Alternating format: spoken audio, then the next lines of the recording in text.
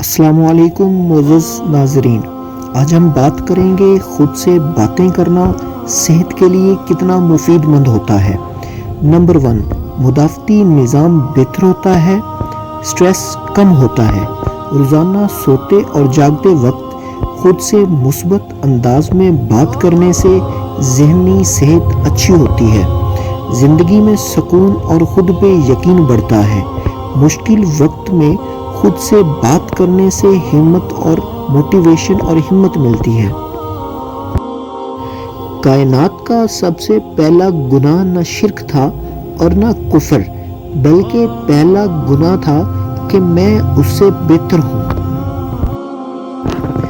بات ہمیشہ تمیز سے اور اعتراض دلیل سے کیجیے، کیونکہ زبان تو حیوانوں کے منہ میں بھی ہوتی ہے مگر وہ علم اور سلیقے سے محروم ہوتے ہیں۔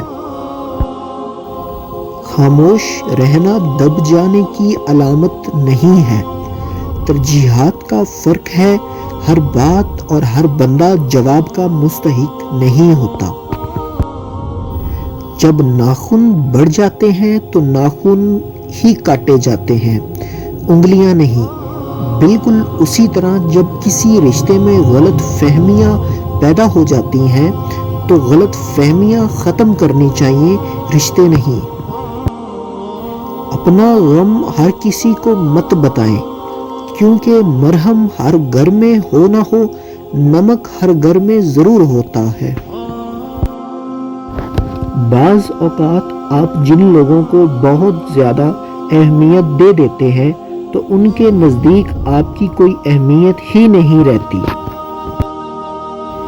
آپ اپنے آپ کو سمجھدار ضرور سمجھیں، مگر دوسرے کو بیوقوف سمجھنے کی سمجھداری سے پرہیز کریں۔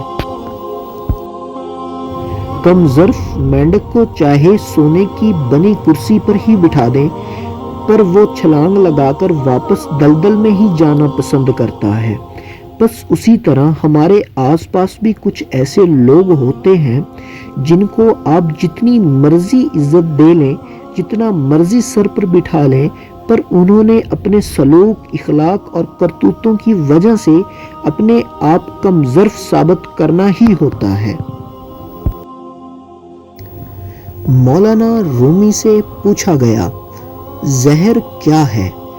فرمایا، ہر وہ چیز جو ہماری ضرورت سے زیادہ ہو وہ زہر ہے، خواہ وہ قوت ہو، اقتدار ہو، دولت ہو، بھوک ہو، لالچ ہو، محبت ہو یا پھر نفرت۔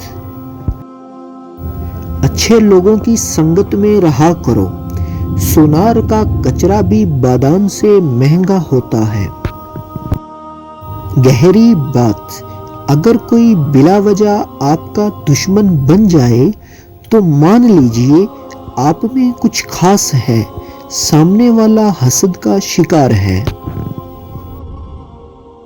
کسی کی زندگی میں رہنے کے لیے بھیک نہ مانگا کریں، بات کریں، اپنا دامن صاف رکھیں، پھر بھی نظر انداز ہوں تو خاموشی سے ایک طرف ہو جائیں، اس کو عزت نفس کہا جاتا ہے۔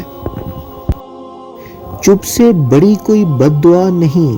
انسان جب بولتا ہے تو قدرت خاموش رہتی ہے، اور جب بندہ خاموش ہو جاتا ہے تو قدرت انتقام لیتی ہے، اور بے شک اس کا انتقام بہت برا ہوتا ہے۔ رشتوں اور تعلقات کی بقا کے لیے رابطے ضروری ہوتے ہیں، نظر انداز کرنے سے تو اپنے ہاتھوں سے لگائے ہوئے درخت بھی سوکھ جاتے ہیں۔ جو جیسا ہے اسے ویسا ہی رہنے دو، کیونکہ اگر تم کسی کو بدلنے جاؤ گے تو ہو سکتا ہے وہ تمہیں ہی بدل ڈالے۔